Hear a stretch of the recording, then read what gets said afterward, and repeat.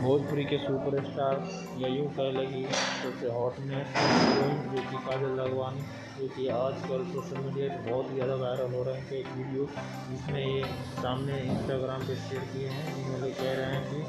आज मैं आने वाले समय में खेसारी लाल जी के साथ नए फिल्म में आ सकती हूँ। और वीडियो में साफ देखा जा सकता है कि काजल राघवानी अपने नए अंदाज में बहुत ही हॉटनेस और कपड़े पहने हुए हैं और एक वीडियो वायरल कर रहे हैं, जिसमें कि देख सकते हैं जैसे कि आप लोग भी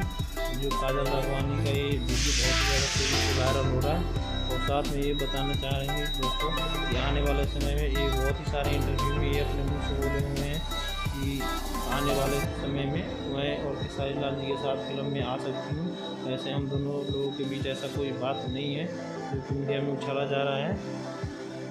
जो कि आप लोग भी देख सकते हो। जैसे कि उनका बोलने जो भी कपड़े फिटनेस से बहुत ही फिट रहते हैं, जो अपने सेहत पे बहुत ही ज़्यादा ध्यान देते हैं। जैसे कि दोस्तों आप लोग देख सकते हैं